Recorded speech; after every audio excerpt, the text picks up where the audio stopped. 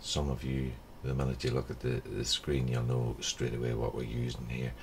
For the rest of you, it's actually Pizza DAW software, multi-track recording, MIDI, just soft sense everything, Cubase SX. So let's start off by taking just a wee look at Cubase. I use a double screen setup here. It's pretty neat because I can basically get to see everything I need to see. I don't have to be minimizing things and whatnot. If you're familiar with this sort of thing, you'll see straight away that it's not really that complicated a looking song. There's probably no more than 13, 14, 15, 16, 17 tracks, something like that, but I find that's quite enough, especially for a song like this where I really wanted the vocals to shine through. So how did we start it? Well, piano, a few chords to start with. And I'll just run through the chords here just to give you a bit of feel of where we're going.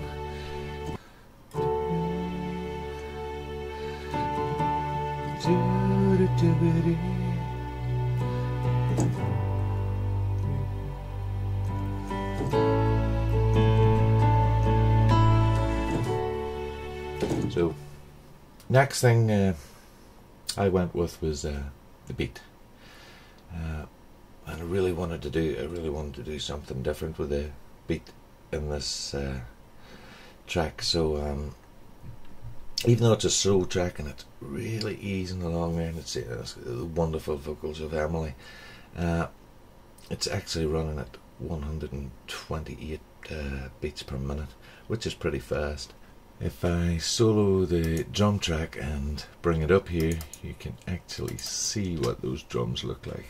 And I'll just give it a wee play there to let you hear actually what the drums sound like in their own, because you wouldn't automatically hear this beat as you're listening to the song. It seems like a very slow song, but the beat's actually bopping along quite nicely. And if you can see what's going on there, I've just expanded it. Each one of those wee things, basically, colours that you can see are beats, different drums and stuff. And as I say, it's going to 128 beats per minute, so it actually sounds like this on its own.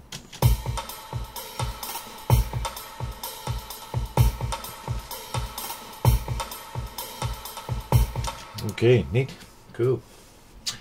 So what did I use to get those sounds? Well, it's actually another piece of Steinberg stuff, and it is called Groove Agent, which you can see there. So individual drums, you can adjust how hard they're hit, the velocity of them, ambience, volume, stuff like that, their outputs and all the rest of it. And you have multiple outputs in it, and it's just as good because when you do listen to that, you can hear that there's reverbs and stuff, and that's echoes sort of thing on some of the drums. That gives it a wee bit of feeling. So what next? Next up would be Emily's vocal. And Emily's vocals. So Emily's vocals. What can I say about Emily's vocals? Absolutely beautiful. Like, she just has such a beautiful voice. So we'll I'm going to switch off the couple of things I have on them here and just open up one so you can see it. That's pretty much what it looks like. And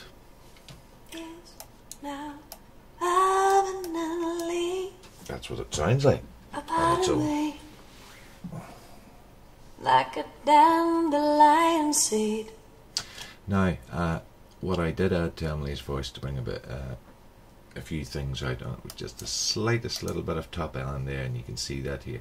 A wee bit of top end to give that t. But the thing that really will bring it alive here, you'll find, will be a compressor.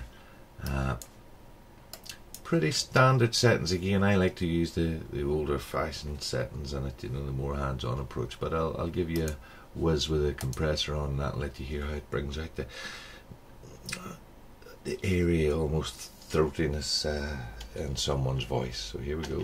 In every face I see, each place you opened me to the possibility only you could see. And as you can hear, Absolutely beautiful vocal.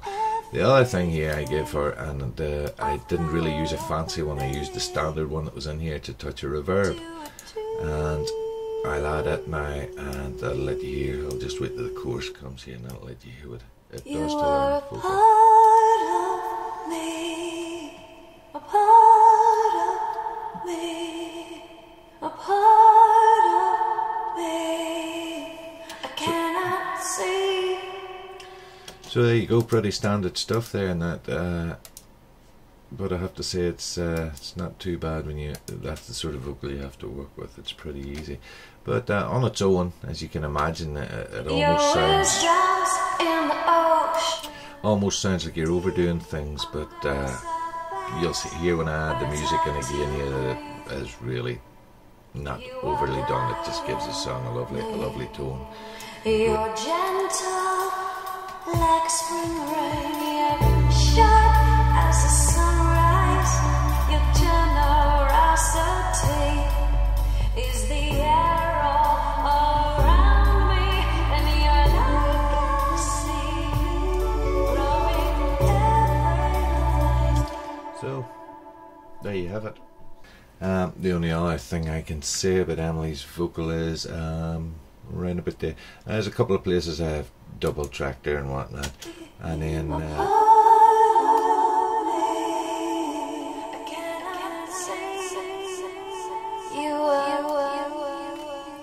and as you'll hear there's quite a few wee reverbs and echoes and different things going on towards the end of the song where it's thumping out that wee bit more, but they all fit in really well by the time you listen to the completed track.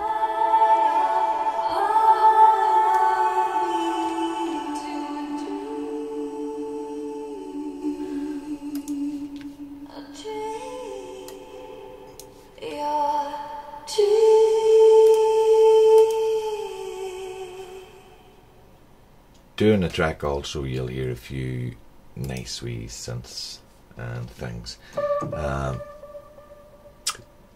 Just wee sounds that I like, and I like to put them in different places here and there. I'm going to bring up, there you go, it's called Legacy Cell, and it's quite prominent throughout the song, though it's nice enough down there that you can hear it, and it kind of just does a nice wee riff, which is a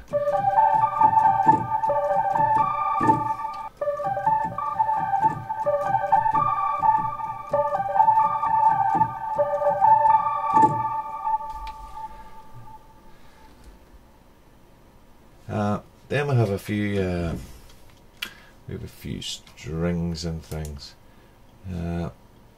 There's really not that much happening with them. It's pretty standard stuff.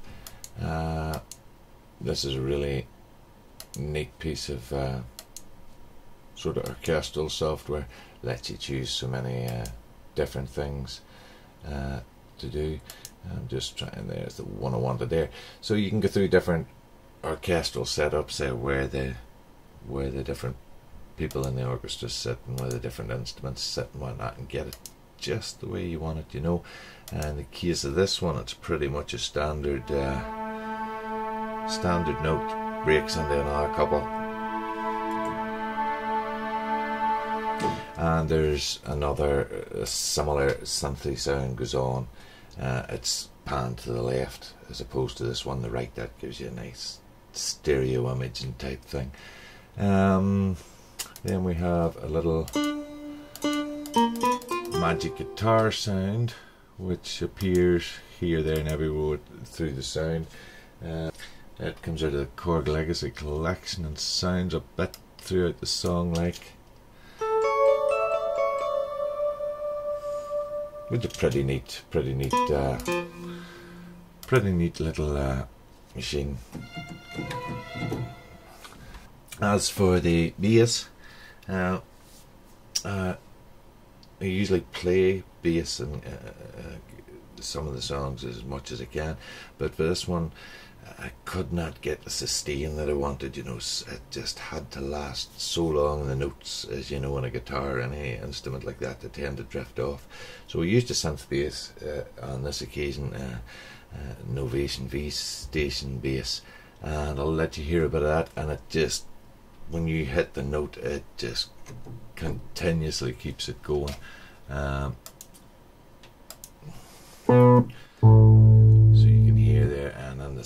it's actually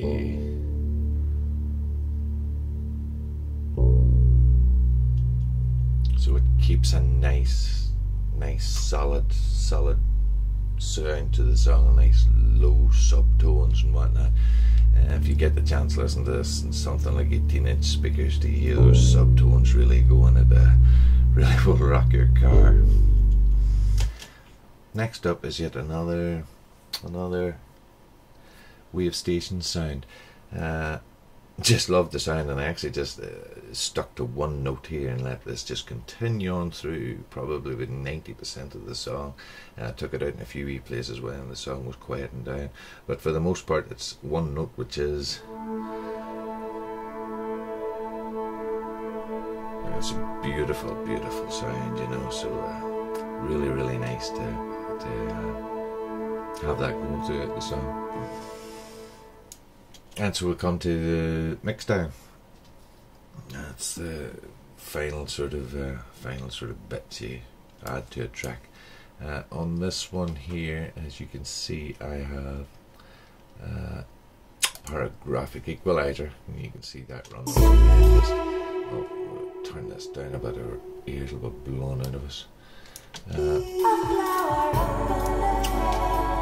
Paramatic equalizer. I have a bit of a master and reverb, wee loudness maximizer on there just to pump things out a wee bit, multi-band EQ,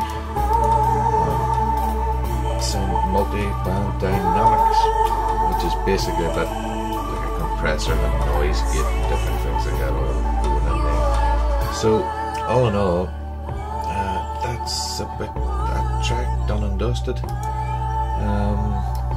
It may not be your thing, and it may be. Hope you enjoy it. You are a